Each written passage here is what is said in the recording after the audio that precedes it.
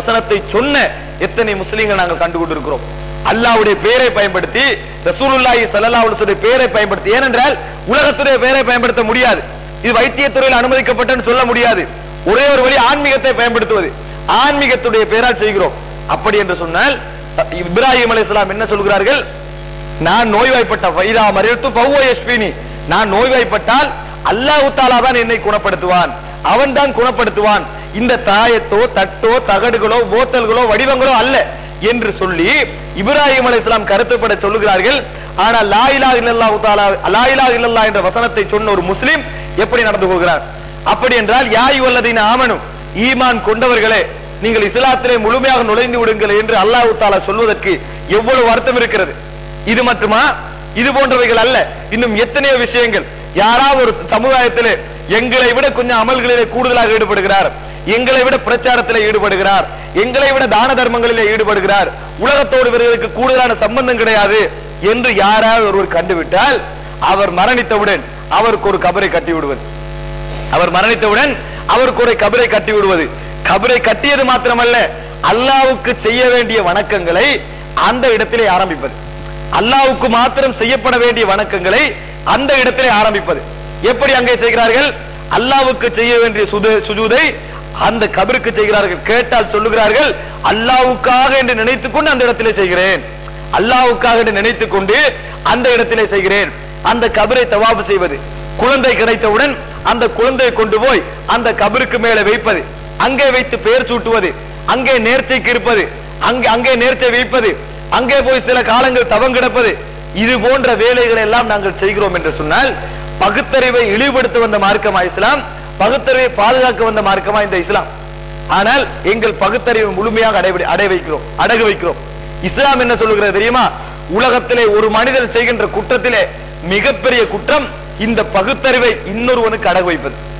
இந்த பகுத்தறிவை இன்னொருவனுக்கு அடகு வைப்பது இருக்கிறது, உனது பகுத்தறிவை இன்னொருவனுக்கு முன்னால் கீழே வைப்பது இருக்கிறது, இஸ்லாத்திலே நிரந்தர நரகத்தை தரக்கூடிய குற்றம். இஸ்லாத்திலே நிரந்தர நரகத்தை எங்களுக்கு தரக்கூடிய குற்றம் அது. ஏன் நபிமார்களை அல்லாஹ் தஆலா அனுப்பியதாக சொல்லுகிறான்? வலகத் பஅத்னா ஃபீ குல்லி உம்மத்தின் ரசூலன் அன் யஅபுதுல்லாஹ வஜ்தனிபுத் தாகூத், அல்லாஹ் ஒருவனை மாத்திரம் வணங்க வேண்டும், தாகூத்துக்கள் அவன் அல்லாதவர்கள் வணங்கப்படுவதை நிராகரிக்க வேண்டும் என்பதற்காகத்தான் ஆதம் அலைஹிஸ்ஸலாம் தொடக்கம் இன்று உலக மறுமை நாள் நெருங்கி விட்ட பின்னால் இந்த நபி அவர்கள் வரைக்கும் நான் அனுப்பினேன் என்றால் அந்த ஒரு நோக்கத்திற்காகத்தான். சகோதரர்களே, எப்படி இருக்கிறார்கள் இந்த அந்நிய மக்களிலே? PhD வரைக்கும், டபுள் PhD என்று சொல்லி எத்தனையோ நிலையிலே படித்தவனாக இருக்கிறான், விஞ்ஞான துறையிலே மிக முன்னேறியவனாக இருக்கிறான், எத்தனை ஆய்வுகளை செய்து கண்டுபிடிக்கக்கூடியவனாக இருக்கிறான். அது மாத்திரமல்ல, ஒரு அதாவது எந்த கலையை எடுத்துக்கொண்டாலும் அந்த துறையிலே முன்னிலையிலே இருக்கிறார். ஆனால் தன்னை போல ஒருவன் வடித்த சிலைக்கு முன்னால் கும்பிட்டு விட்டு போகிறான். தன்னை போல உன்னை போல பகுத்தறிவிலே நீ ஒரு முன்னிலையில இருந்தவனாக இருந்தால், உனக்கு பகுத்தறிவு சிந்தனையில மிகப்பெரிய அறிஞனாக நீ இருந்தால், இந்த சிலை பேசாது என்பதோ, இந்த சிலையை என்னை விட ஒரு தாழ்ந்த அறிவிலே தாழ்ந்த ஒருவன் தான் வடித்தான் என்பதோ, எனது நிலையில இருக்கக்கூடிய ஒரு சிற்பிதான் செய்தான் என்பதையோ அவனால் யோசிக்க முடியாத அளவுக்கு. அது மாத்திரமல்ல, இதனால் அதன் மேல் இருக்கக்கூடிய ஒரு ஈயை கூட விரட்ட முடியாது என்று அல்லாஹ் தஆலா எப்படி சொல்கிறார்? புரிப மஸலன் ஃபஸ்தமிஉ லஹு, ஒரு உதாரணம் காட்டப்படுகிறது, கேட்டுக்கொள்ளுங்கள் என்று சொல்லிவிட்டு அல்லாஹ் தஆலா சொல்கிறான், இன்னல்லதீன ததுஊனஹு மின் தூனில்லாஹி, நீங்கள் எவர்களை அல்லாஹ் அல்லாமல் வணங்கி அழைக்கிறீர்களோ அவர்கள் லையகுலுகு துபாபன் வல விஜ்தமஉ லஹு, அவர்கள் அனைவரும் சேர்ந்து ஒரு ஈயை படைக்க வேண்டும் என்று நினைத்தாலும் முடியாது. நீங்கள் வணங்குகின்றீர்களே அதை ஒரு ஈயை படைக்க வேண்டும் என்று நினைத்தாலும் முடியாது. அந்த இடத்திலே போய் வயஸ்லுபுஹுமு துபாபு, ஈ நின்று அதிலே ஒரு கட்டிடத்தில் இருக்கிற ஒரு துண்டையோ அதில் இருக்கின்ற ஒரு சாப்பாடை எடுத்து வந்தால் அதை திருப்பி வாங்கக்கூடிய அந்த சிலைகளுக்கு சக்தி கிடையாது.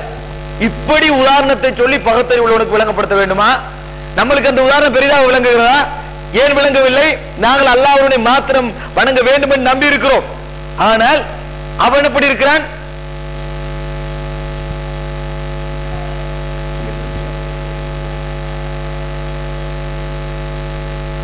இந்த நிலைமை அவன் இருக்கிறான் என்று சொன்னார். இப்படி ஒரு நிலைமையில அவர் இருக்கிறார் என்று சொன்னால் ஏன் அல்ல, எங்களுக்கு அது விளங்குவது கிடையாது.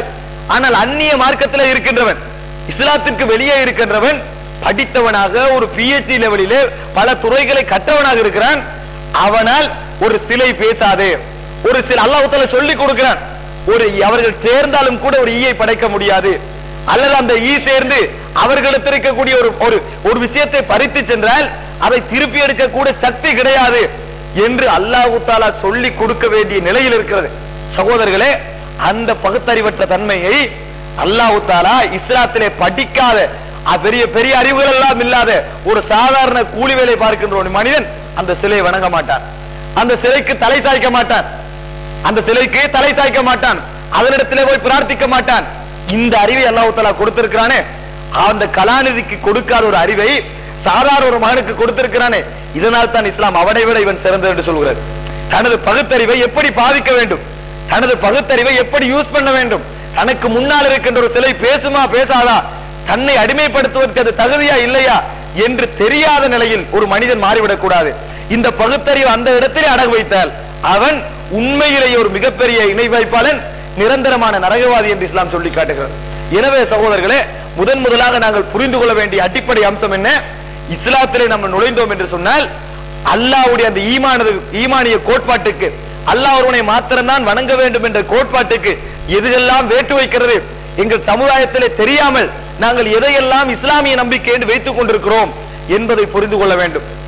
வார்த்தைகளிலே, செயற்பாடுகளிலே, நம்பிக்கைகளிலே நாங்கள் என்னென்ன விஷயங்கள் எல்லாம் யூஸ் பண்ணுகிறோம், ஈமானுக்கு எதிராக என்னென்னவைகள் எல்லாம் இருக்கிறது என்பதை நாங்கள் அனுமணமாக தெரிந்து கொள்ள வேண்டும்.